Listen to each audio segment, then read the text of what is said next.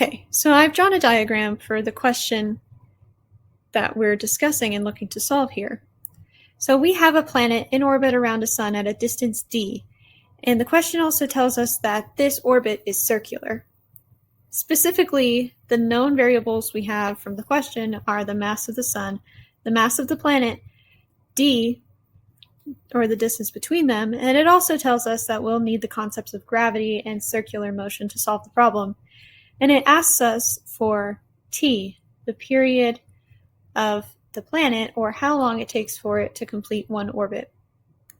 So since the question mentioned that gravity and circular motion are involved, I'm going to go ahead and write down the gravitational force equation and the centripetal force equation. Now, in this scenario, the sun's gravitational force is what is causing the planet to orbit, meaning that f of g is equal to f of c.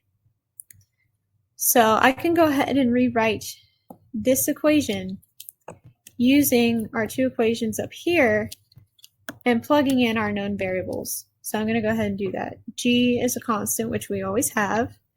We have our two masses, mass of the planet times mass of the sun, over d squared, because that's the distance between the two objects.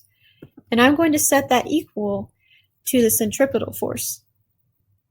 Now in our case, we're interested in how the planet is orbiting. So the mass is going to be the mass of the planet times v squared over d, because the radius of the orbit caused by the centripetal force is the same as the distance between the two planets, because we're considering circular motion.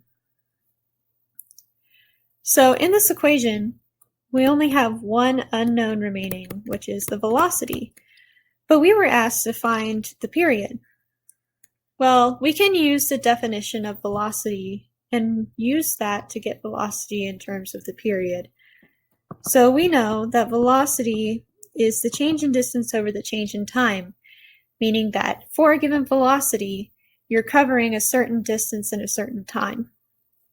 So since we're looking for the period, I'm interested in one orbit.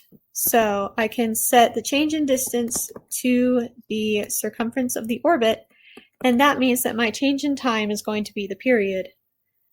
So I can go ahead and plug this back into our equation here. And while we're at it, I'm going to cancel out the mass of the planet because it appears on both sides. So with that, and I can also do that for distance. So with that, with these cancellations I just mentioned, plus subbing in the velocity for 2 pi d over t, this is what we get.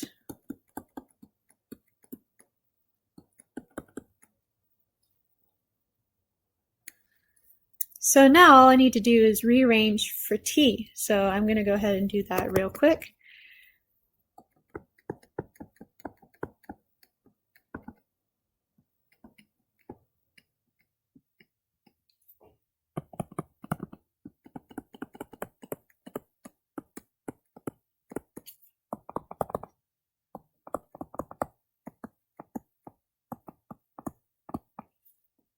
And so this is the answer to our question. We can plug any numerical values into this equation and get the period from our given variables.